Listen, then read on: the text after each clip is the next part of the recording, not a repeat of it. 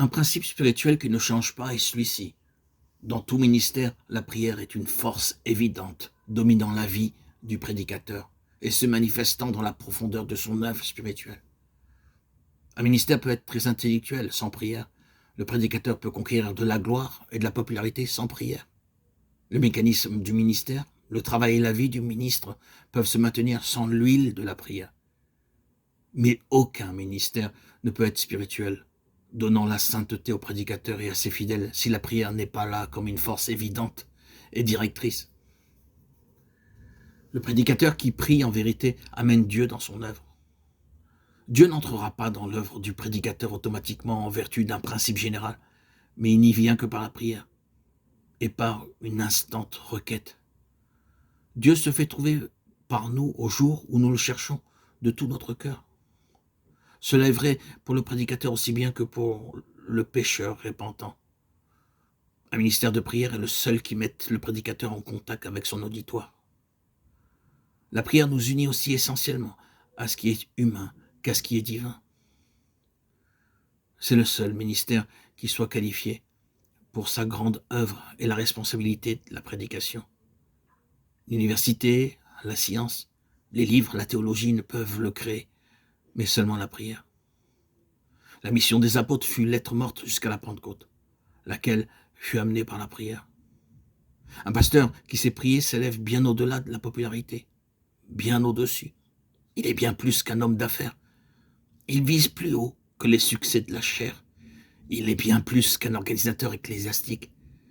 Il est monté à la région sublime et puissante de la spiritualité. La sainteté est le résultat de son œuvre. Des cœurs et des vies transformés mettent le sceau de la divine noblesse sur la réalité et la virilité de son travail. Dieu est avec lui. Son ministère n'est pas basé sur des principes éphémères ou mondains. Il est riche et instruit des choses de Dieu. Ses longs et profonds entretiens avec Dieu au sujet de ses fidèles et l'agonie victorieuse de son âme l'ont fait comme un prince dans le royaume de Dieu. La glace du pur professionnalisme s'est rompue il y a longtemps sous l'intensité de ses prières. Les résultats superficiels de plus d'un ministère doivent être attribués au manque de prière. Aucun ministère ne peut réussir s'il n'est soutenu par beaucoup de prières. Et cette prière doit être à la base de tout et grandir sans cesse. Le texte, le sermon doivent émaner de la prière. L'étude, être baigné dans la prière. Chaque partie du culte préparée par la prière. Je regrette d'avoir si peu prié, disait sur son lit de mort un des élus de Dieu. C'était un triste remords pour un prédicateur.